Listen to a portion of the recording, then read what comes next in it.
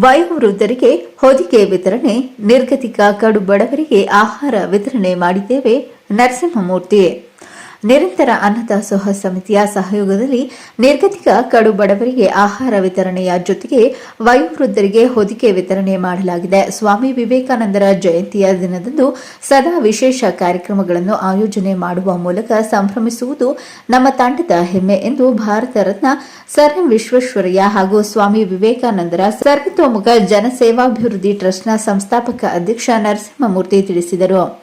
ಕಾರ್ಯಕ್ರಮದ ಆಯೋಜಕ ಮಲ್ಲೇಶ್ ಮಾತನಾಡಿ, Bharat Ratna sir M Visvesvaraya ಹಾಗೂ ಸ್ವಾಮಿ ವಿವೇಕಾನಂದರ ಸರ್ವತೋಮುಖ ಜನ ಸೇವಾ ಅಭಿವೃದ್ಧಿ ಟ್ರಸ್ಟ್ ವತಿಯಿಂದ ಸಾಕಷ್ಟು ಸೇವಾ ಕಾರ್ಯಕ್ರಮಗಳು ನಡೆಯುತ್ತಿದ್ದು, ಸ್ವಾಮಿ ವಿವೇಕಾನಂದರ ಜಯಂತಿ ಅಂಗವಾಗಿ ವಯೋವೃದ್ಧರಿಗೆ ಹೊದಿಕೆ ವಿತರಣೆ ಮಾಡುವ ಮೂಲಕ ವರ್ಷದ ಮೊದಲ ಸಂಕ್ರಾಂತಿ ಹಬ್ಬವನ್ನು ಸ್ವಾಗತಿಸಿದ್ದಾರೆ. ಟ್ರಸ್ಟ್ನ ಎಲ್ಲ ಪದಾಧಿಕಾರಿಗಳಿಗೂ ಸದಸ್ಯರಿಗೂ ತುಂಬ ಹೃದಯದ ಧನ್ಯವಾದಗಳನ್ನು ಅರ್ಪಿಸಿದ್ದು, ಟ್ರಸ್ಟ್ನ ಸೇವಾ ಕಾರ್ಯಗಳು ಮತ್ತಷ್ಟು ಹೆಚ್ಚಾಗಲಿ, ಸಮಾಜಕ್ಕೆ ಟ್ರಸ್ಟ್ನಿಂದ ಒಳಿತಾಗಲಿ ಎಂದು ಶುಭ ಹಾರೈಸಿದರು. ಸ್ನೇಹಿತರೆ, ಎಲ್ಲರಿಗೂ ಮಕರ ಸಂಕ್ರಾಂತಿ ಹಬ್ಬದ ಹಾರ್ದಿಕ ಶುಭಾಶಯಗಳು. ಇಂದು 1755ನೇ ದಿನದ ನಿರಂತರ ಅನ್ನದಾಸೋಹದ ವಿಶೇಷ ದಿನ ಅಂತ ಹೇಳ್ಬೋದು.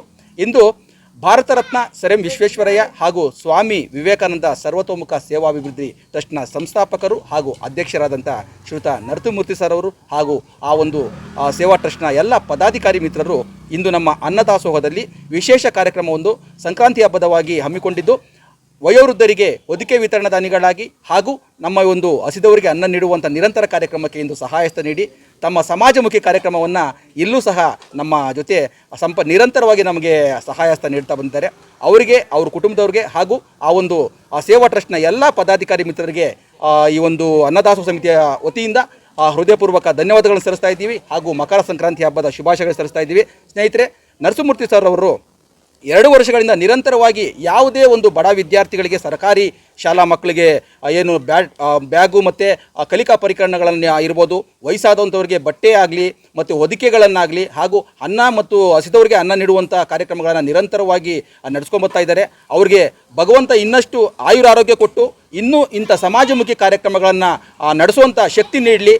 ಈ ಸಂದರ್ಭದಲ್ಲಿ ಮುಖಂಡರಾದ ಭೀಮರಾವ್ ಚವಾಣ್, ಶ್ರೀನಿವಾಸ್, ಮಂಜುನಾಥ್, ವೀರೇಶ್, ನಂಜಪ್ಪ ಸೇರಿದಂತೆ ನಿರಂತರ ಅನ್ನದಾಸೋಹ ಸಮಿತಿಯ ಪದಾಧಿಕಾರಿಗಳು, ಸದಸ್ಯರು ಉಪಸ್ಥಿತರಿದ್ದರು. ಹರೀಶ್, ದೊಡ್ಡಬಳ್ಳಾಪುರ, ಚಾಮುಂಡಿ ನ್ಯೂಸ್.